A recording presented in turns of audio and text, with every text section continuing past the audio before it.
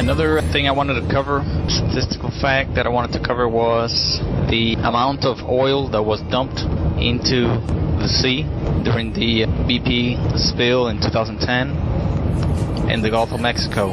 It was estimated by very respectful and credible sources that 3.5 to 5.5 million barrels of oil were dumped into the Gulf of Mexico. Millions. These are from the conservative to the more aggressive numbers, estimates. The first estimate much more conservative than most, 3.5 million barrels, and it was a figure put forth by the Royal Academy or the London Royal University.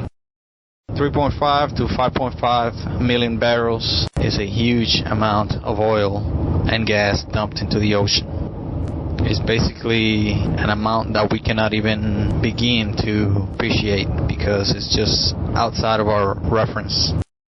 A barrel of oil can be refined to many thousands of gallons of gasoline.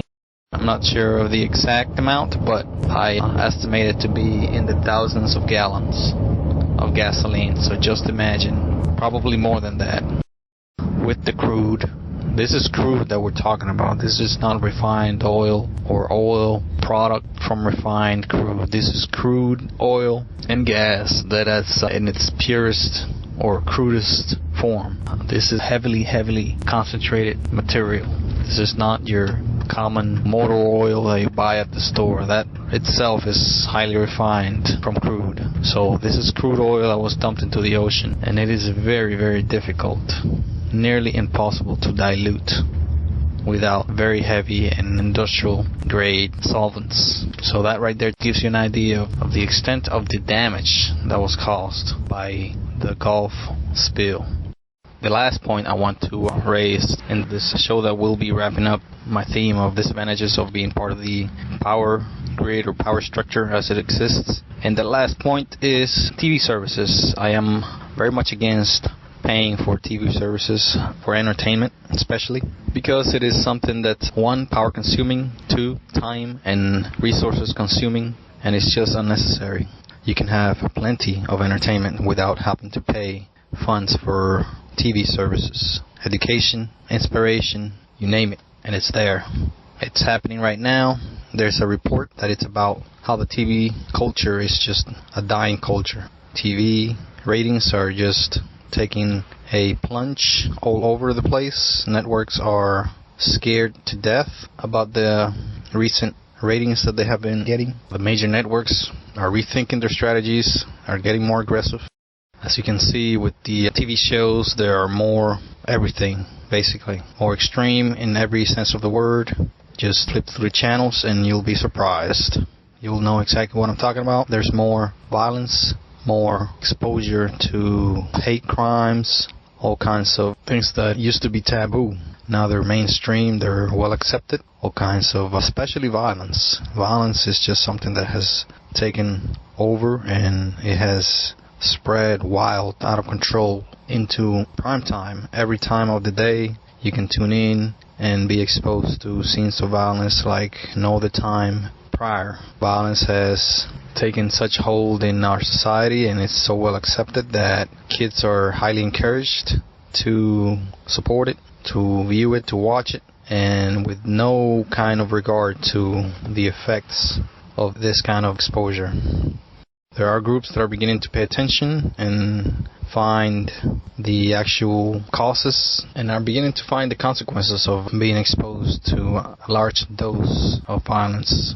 A probable and likely example are the many shootings that have been happening throughout the country, the United States and the world.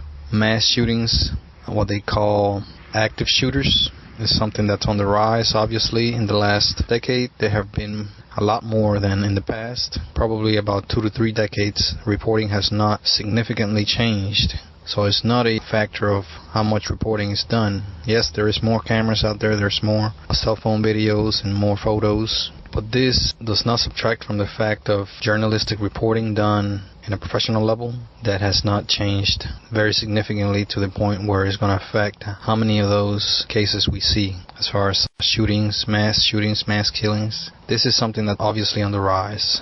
Very likely this is because of the exposure that our culture has to violence, and at the same time with the enhanced access to guns and weapons and explosives and all this killing machinery and killing tools.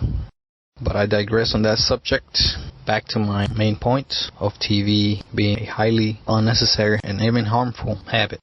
Again, like I mentioned, it is power consuming, consumes a large total amount of your home's energy. For example, the average amount of time that someone has their TV, or more than one TVs like most households have now, the amount of time that those are on during the day is about 4 hours average. Slightly less, could be more than that in many cases. But 4 hours out of a about 10-hour waking day, that's a good 40% of a whole day that someone's at the house. So that's a lot of power when looked at in a community level, city, county level, and a national level, all the way to a worldwide level. This is a huge amount of energy that's just being not so wisely used. Not to say wasteful, just not wisely used. A lot of that energy can be used for so many other things, including education, healthcare, and all kinds of other improvements for mankind. Having a TV on where about 40 to 50% or more is just commercial advertisement is not something that is useful for most. Yes, companies, the way it's set up now, they need to let you know what their services are, what they offer. Nowadays, I believe it's just out of hand, it's out of control, and it's just an abomination.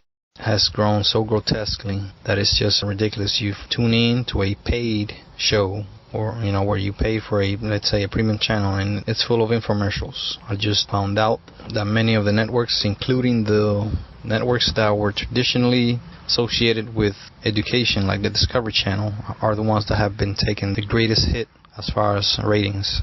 And then it makes you wonder what exactly people are watching. I mean, just ask around. Not many people are watching educational shows, enlightening shows. Most people are just watching entertainment that's just worthless, in my mind, such as dancing shows, soap operas, stuff like that, reality shows, which have very little reality in them. They call them reality shows. Music shows, and all these things are very little value. That's what people are tuning into.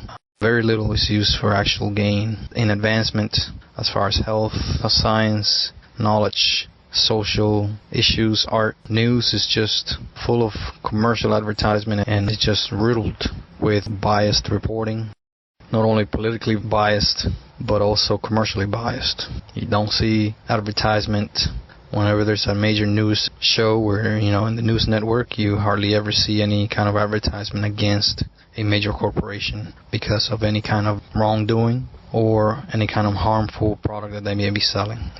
Very seldom do you see commercials saying anything against the cigarette company, beer companies, the drug companies such as prescription drugs. It's just against the system where they operate. It's just worked into their system. It's just something that they do not do. They cannot do true and unbiased reporting because of all the interests and all the leverage that big corporations have on these networks, on TV shows, even on the news, especially on the news. TV is just not worth paying for. It's on its way out, according to many indicators. The internet has taken away a lot of TV's power, a lot of the TV's attraction away, and it's been mostly okay so far with the internet. They have much more variety of all kinds of commercial-free and bias-free programming, but a lot of it is beginning to get biased as well, and a lot of corporations are beginning to look for ways to charge for that material as well, namely Netflix, Hulu, and Amazon Prime, and all the other major content providers on the internet. One way to make all those good and entertainment content free is to refuse to pay for them. And I refuse to believe that they will go away if you stop paying for them. They will remain. They will just find other ways of funding them. The quality will remain about the same, very slightly, if any difference will be noticed. And they'll just look for other ways of funding their programs. They won't go away. If they decrease in quantity, their quality will probably and likely go up. So that's nothing to worry about. And to begin with, there's nothing to worry about at all because it is not something that's necessary. Show me a study that proves, or at least suggests, that entertainment enhances a person's life significantly. I'm talking about like TV entertainment, radio, and even internet entertainment. I don't think that there are any conclusive or even suggestive studies that these mediums are actually beneficial for any individual in any kind of measurable area. I want to close with that point that TV is just not worth paying for, and it's part of the system that needs to basically be ousted. And I do appreciate your time once again. Please join me next time on episode 6. Again, this is episode 5. Hector Vladimir in the state of Georgia, recorded on August 18th, 2015. See you next time.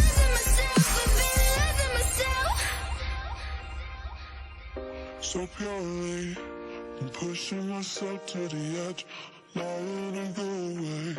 Been testing myself by the worst. I've been pushing my mind to the most. I've been loving the people around me, but I'm so paranoid, yeah.